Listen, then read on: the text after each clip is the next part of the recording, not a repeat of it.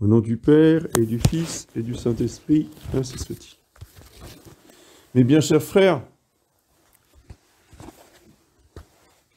nous fêtions hier la fête de Saint-Martin, qui est l'apôtre des Gaules, l'apôtre de ce peuple qui fut parmi un des plus grands de l'histoire de l'Antiquité.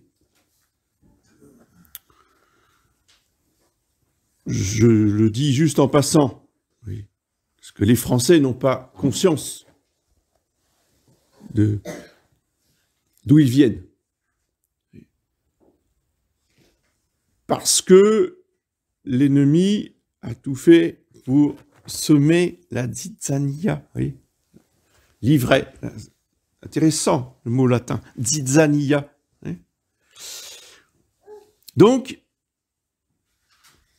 il nous a fait croire très tôt, avec Jules César. Ça commence tôt. Et tous les bons Français, surtout depuis la Révolution évidemment, surtout depuis la Renaissance déjà, la référence, c'est Jules César. Mais bien sûr. Jules César qui traite les Gaulois de peuples indisciplinés, vraiment des barbares, des gens qui sont complètement à peine sortis de l'état sauvage, si on écoute Jules César. Oui.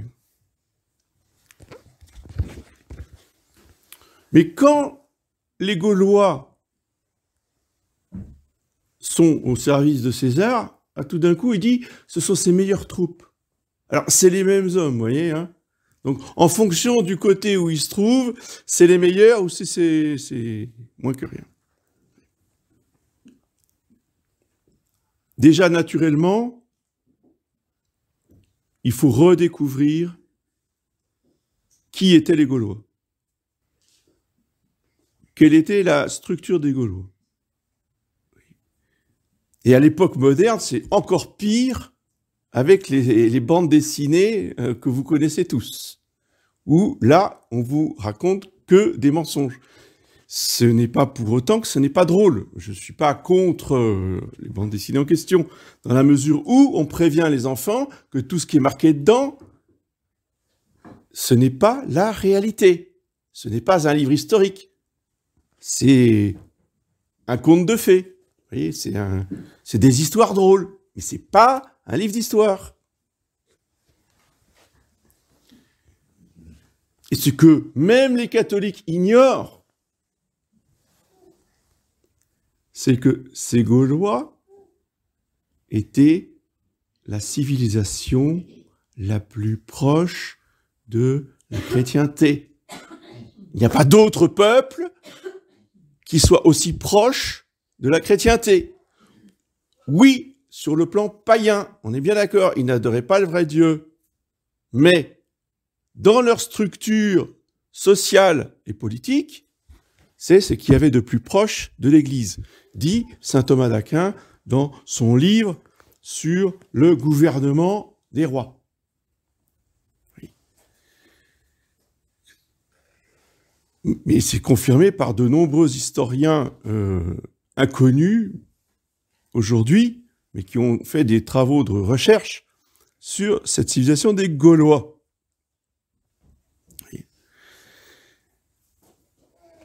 Et si mes souvenirs sont bons, même les manuels d'histoire en classe primaire nous racontaient que des bêtises sur les Gaulois. Je n'ai jamais entendu à l'école nous parler de la société gauloise correctement. Pourquoi? Parce que ce qui était transmis, c'est que le chef du village, c'était lui le chef. Et donc, on s'imagine que c'est comme pour nous, avec le maire, avec le préfet, etc. Mais qui nous parle du chef de la Gaule? est-ce qu'il y avait un chef en Gaule? Si on pose la question. Hein. Et si jamais il y avait une réponse, je crains qu'elle soit fausse. Parce que déjà, au point de départ, c'est faux. Le chef du village, c'est pas lui le chef. Le chef du village, c'est le chef des affaires civiles. Mais au-dessus de lui, il y a quelqu'un qui gouverne, c'est le druide. Le druide, qui est à la fois le chef religieux, le médecin, le savant, et qui dirige en dernier ressort. C'est lui qui a le dernier mot. Ce qui doit nous rappeler une autre réalité beaucoup plus lointaine, que sont les rois mages. Les rois mages de la crèche, si vous voulez, dans leur pays lointain, avaient à peu près la même fonction que les druides en Gaule. Et ces druides étaient organisés de manière pyramidale.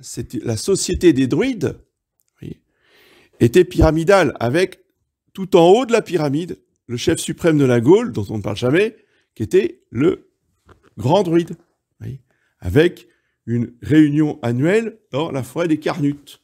Ça, la bande dessinée en parle, mais ne donne pas la structure politique de la Gaule. Oui.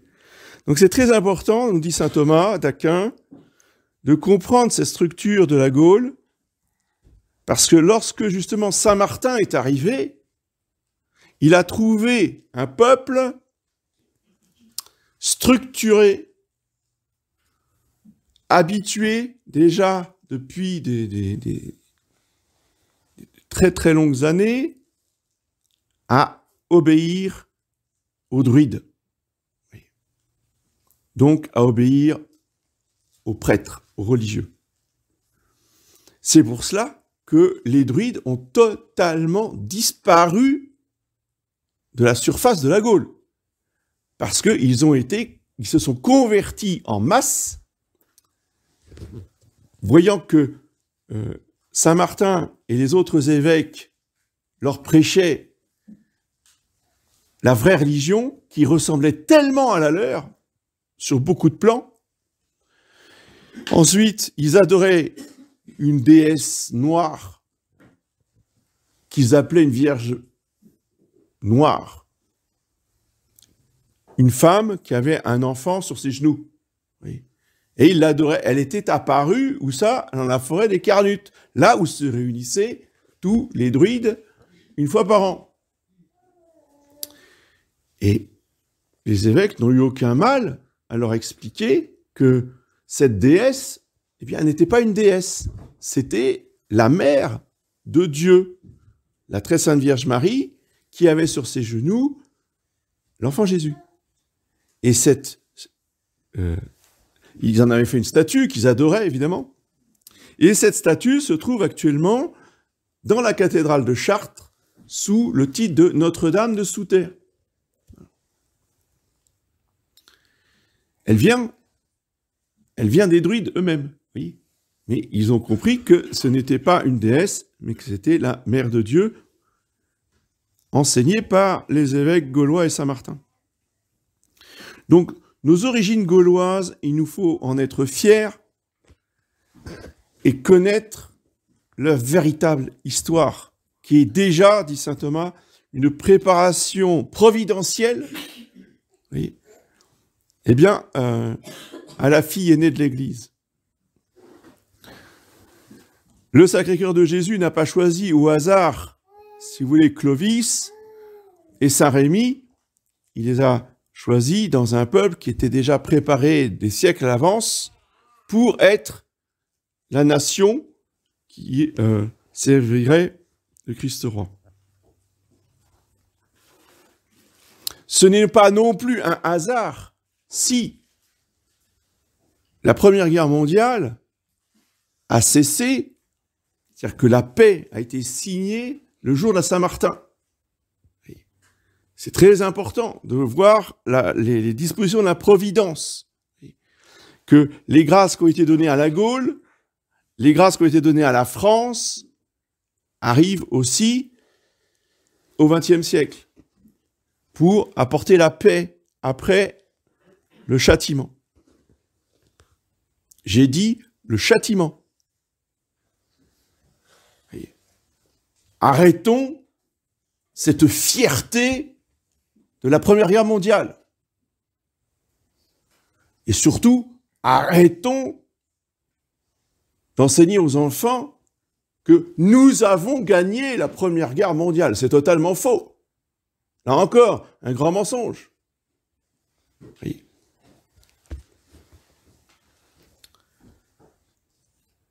La Première Guerre mondiale est le châtiment de l'apostasie de la France.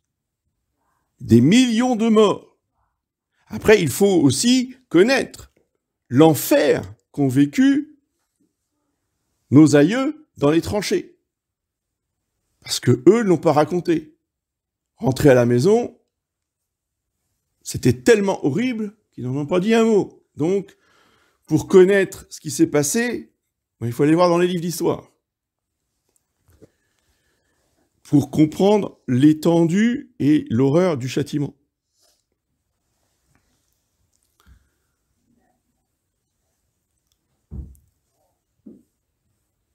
Tous nos aïeux, et il est bon, au moins une fois, enfin moi c'était tous les ans, mon père m'emmenait à la cérémonie du 11 novembre. C'est pas du tout incongru, bien au contraire. Et on allait devant le monument aux morts de Nantes, et après, il fallait qu'on aille devant le monument pour lire les noms des deux grands-oncles qui sont morts à la guerre. Pour prier pour ces aïeux qui ont donné leur vie, parfois très jeunes, pour la France. Donc prier pour les âmes du purgatoire, en particulier pour celles-là, en ce mois de novembre, oui, qui est le mois des défunts, prier pour ces aïeux qui ont donné leur vie pour la France. Croyait-il, hein? Mais nous, avec la distance, un siècle après, et même un peu plus d'un siècle après, il nous faut mesurer ce châtiment, d'une part, ensuite, qui a gagné cette guerre? Qui a remporté la victoire? Qui a arrêté les Allemands? Ça, ce ne sont pas dans les livres d'histoire, mais il faut que les enfants sachent, quand ils étudieront la Première Guerre mondiale, ces événements-là. Et n'hésitez pas, je parle aux parents là, de leur montrer un documentaire qui va sortir bientôt sur le site d'Épopée, où il va y avoir un documentaire qui va montrer avec les images, il va faire la visite du monument de la statue de la Sainte Vierge, au nord de Paris, qui commémore le grand événement où la Sainte Vierge est apparue aux troupes allemandes pour stopper les Allemands qui allaient arriver sur Paris. Ce ne sont pas les taxis de la Marne, comme on écrit dans tous les livres d'histoire. Ah, c'est les taxis de la Marne qui ont stoppé les Allemands. C'est faux. Oui, il y a eu taxis de la Marne, mais les taxis de la Marne n'auraient jamais pu arrêter les Allemands si la très sainte Vierge Marie ne les avait pas arrêtés. Elle a étendu la main, comme ça, vers les Allemands. C'est ça qui a donné l'occasion aux Français de pouvoir arrêter, de pouvoir stopper les Allemands. Même chose pour la victoire finale. Le ciel est intervenu contre la République maçonnique. Ça aussi, il faut le dire. Parce que la République maçonnique, et non pas la France, c'est pas la France qui a fait la guerre, c'est la République maçonnique. Et cette République maçonnique, elle a prolongé la guerre de au moins 3 ans. Oui, parfaitement. La paix était proche d'être signée. Et c'est Clémenceau qui a tout fait pour que la guerre se prolonge, parce que lui, il voulait qu'il y ait la guerre, pour des raisons secrètes, financière, politique, etc. Ce que je vous dis là, on n'a jamais entendu parler dans les livres d'histoire. Mais ça commence à sortir sur les grands médias. Vous avez des émissions de télévision historiques. Vous avez des émissions historiques sur Europe 1 qui vous expliquent, parce que la correspondance de Clémenceau dans les archives, elle a été consultée par les historiens qui ont découvert, parce que Clémenceau a écrit tout cela. Et donc, on a les preuves qu'il a tout fait pour prolonger la Première Guerre mondiale. Donc, c'est pas la République qui a gagné, c'est pas les hommes qui ont gagné. Et là encore, j'espère qu'il y aura un documentaire sur la question. Celui qui a remporté la victoire à la Première Guerre mondiale, qui a apporté la paix, c'est le Sacré-Cœur de Jésus. Et oui, avec son serviteur. Évidemment, il a fallu qu'il y ait un homme qui signe. C'était le maréchal Foch, un grand dévot de la Sainte Vierge. Et c'est grâce au maréchal Foch que le Seigneur Jésus a pu gagner, évidemment. Mais pas à cause des hommes, pas à cause de la République, pas à cause de l'armée. Le maréchal Foch, d'abord, quand il avait une difficulté, quand il n'arrivait pas à trouver de solution sur sa carte, qu'est-ce qu'il faisait? Il demandait au curé de sonner la cloche. Il réunissait tous les enfants du village, avec leurs parents, évidemment, qui étaient là, enfin, surtout les mères, mettait tous les petits-enfants à genoux et disait aux petits-enfants, on va réciter le chapelet pour que la Sainte Vierge me donne la solution au problème, parce que là, je n'y arrive pas. Il priait le chapelet, il rentrait à l'état-major et il avait la solution. Et à la fin, quand il sentait qu'il allait... il était proche de la victoire, mais qu'il n'y arrivait toujours pas, qu'est-ce qu'il a fait? Il a convoqué, non pas les petits-enfants, mais tous les généraux européens, les Anglais et tous ceux qui faisaient partie des armées alliées, tous les grands généraux, il les a amenés à la chapelle du château de Bonbon, il les a mis à genoux, ça fait comme avec les enfants, tout le monde à genoux, et il a consacré toutes les armées de ces messieurs, et donc de tous les pays d'Europe qui étaient engagés dans la guerre, il a consacré toutes les armées au Sacré-Cœur de Jésus. Et il y a une plaque commémorative dans la chapelle du château de Bonbon qui rappelle cet événement. Donc aucun livre d'histoire ne parle, évidemment. Mais là encore, je pense qu'il y aura aussi un documentaire sur ce fait et sur ce lieu. Et suite à cette consécration, eh bien, les Allemands ont été écrasés.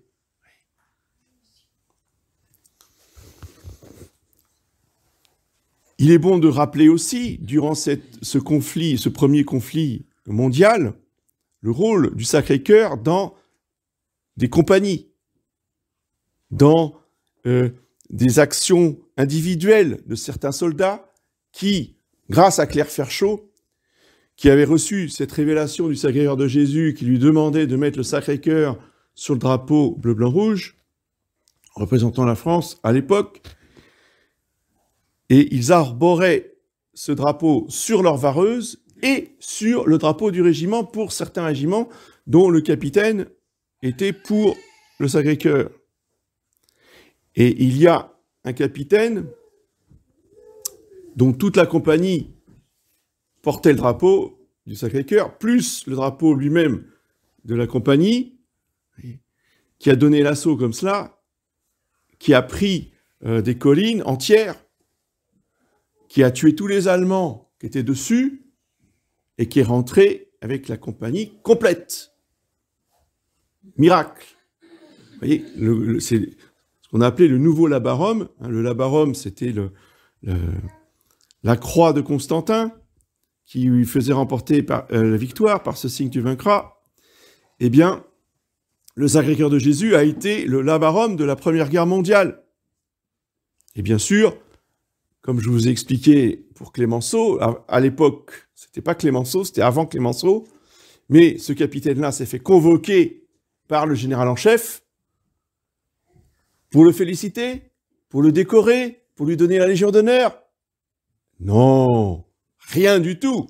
Pour le sanctionner, le punir. On lui a dit, mon capitaine, ce que vous avez fait, c'est inadmissible. Dans une armée laïque, vous avez arboré des insignes religieux. Oui, mais j'ai remporté la victoire complète et j'ai pas eu un seul mort ni un seul blessé. Oui, donc vous allez dans les bureaux à Paris et vous n'y bougerez plus jusqu'à la fin de la guerre. Voilà. C'est ça, la République française. Eh bien, cher frère. Quand vous aurez compris que cette République, jusqu'à aujourd'hui, ça ne fait qu'empirer, parce que l'avortement, c'est pire que la Première Guerre mondiale, ne veut que la destruction, la mort et la ruine de chacun des Français. Alors, attention, hein, je m'empresse de dire, les soldats de l'armée qui faisaient la guerre en 14-18, eux n'avaient pas conscience de ça. Mais nous, avec le recul, faut qu'on en prenne conscience, qu'on sache pourquoi ils sont morts. Ils ne sont pas simplement morts pour empêcher les Allemands d'envahir la France. Ils ont été sacrifiés volontairement par les gouvernants de la République française. Allez voter après ça. Le règne du Sacré-Cœur de Jésus nous demande, exige, pour arriver, que l'on prenne conscience de ces faits, de ces faits historiques, avec un regard de foi, et bien sûr, pas avec un regard humain, nationaliste, râlez pâquerette. C'est la guerre entre la femme, qui est intervenue donc à la bataille de la Marne, la femme, c'est la Très Sainte Vierge Marie, et le démon qui veut la destruction de l'Église, qui doit passer d'abord par la destruction de la France. Et quand on a ce vrai regard de foi, on est dans la vérité et on peut justement adhérer au règne du Sacré-Cœur de Jésus sur la France et sur le monde. Et sur l'Europe. Déjà, la Première Guerre mondiale, le Sacré-Cœur voulait régner sur l'Europe. C'était le but de la démarche de Claire Ferchaud au président Poincaré. Bien sûr, les hommes ont fait échouer, mais le Sacré-Cœur n'a pas changé ses plans. Le Sacré-Cœur n'a pas changé ses buts. Je régnerai malgré Satan et malgré mes ennemis. Donc ce 11 novembre doit être pour nous la prise de conscience de tout ce que je viens de dire. L'importance des Gaulois, l'importance de la France et l'action des ennemis pour la détruire. Et que nos aïeux ont fait le don de leur vie, ont souffert des souffrances épouvantables dans les tranchées à cause des gouvernements maçonniques français qui voulaient la destruction du peuple de France. Leur mort prend une toute autre dimension.